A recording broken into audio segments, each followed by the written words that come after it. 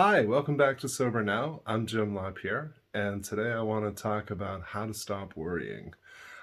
There's three major themes that jump out at me whenever I talk with people about worrying. The first, of course, is that it's most often a product of anxiety. And for a lot of us, anxiety is something that we've experienced chronically. It's something that's always been with us and hard to imagine breaking free of. Anxiety, of course, runs in families, but it's not genetically passed down. It's a product of learned behavior, and it's something that takes a lot of growth and healing to overcome. But I want to emphasize this because it can be overcome. When I hear people discussing it or posting about it on social media, oftentimes it's presented like it's this thing that we just have to live with. And it's not. Anxiety is something that can always be made better and in most cases can actually be overcome. The second piece is that worrying is something we do from a place of love, a place of caring. It's well intentioned. We see the struggles of our loved ones and we worry about them. And I wish that that helped them. It doesn't. I understand it, but I want to give you some tools around how to work around that. And the third theme that I often see is that worrying is what we do when we're waiting or when we're in a situation of powerlessness. And so I want to help you move away from that because, of course, worrying tends to tie us up in knots. It has a really nasty effect on our gastrointestinal system. It's oftentimes a rejection of powerlessness. It gives us the illusion that we're doing something about what's troubling us. But quite often, what we're really doing is anticipating future events that might happen, trying to prepare ourselves for them. And most of us have a pretty nasty tendency to prepare for the worst case scenario with the idea that we'll be relieved when it doesn't actually come to pass. Of course, for those of us who live with chronic anxiety, that relief is very short lived. We will just find something else to worry about.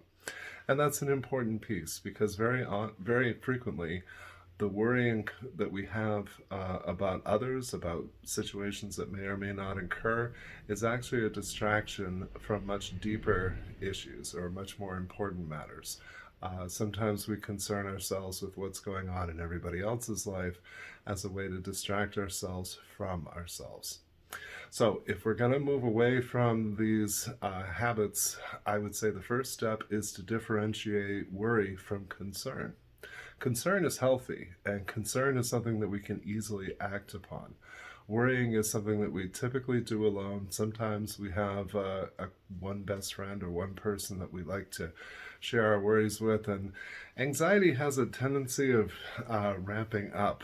When we're anxious and we're talking to somebody who's anxious, it kind of acts the same way that we see people who are in conflict, especially if they're coming from a place of anger, will often escalate and amp each other up. And anxiety tends to work the same way.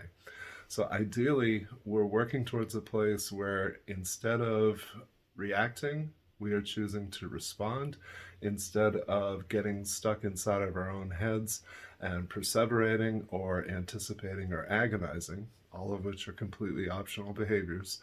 We're going to take stock. We're going to separate what we have control of and what we don't. We're going to examine our own perspective. Am I looking at this in a healthy way? What is the advice that I'd give to a friend? What is the support that I need to draw on? Are the things that I'm anticipating realistic or are they unlikely to occur? For those of us in recovery, there's a tendency to engage in script writing. Script writing is kind of like what a playwright would do. You take the cast of characters in your life, you take the situation that you're concerned or worried about, and you decide how it's likely to play out. And this is an extremely unhealthy habit. It leads to preparing ourselves for the worst and jumping into dread. Dread is like experiencing pain before the pain actually arrives. Oftentimes, it's amazing to me how much I have suffered from anticipation of events that never actually occurred. This is what happens when I get stuck inside my head.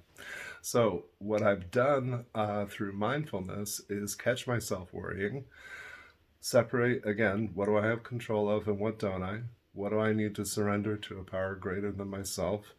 And who else do I need to involve in this process? Because I don't want to stay in that place. I know that it's unhealthy for me, and I know that moving towards concern, expressing those concerns, and developing plans for how to address whatever that matter is.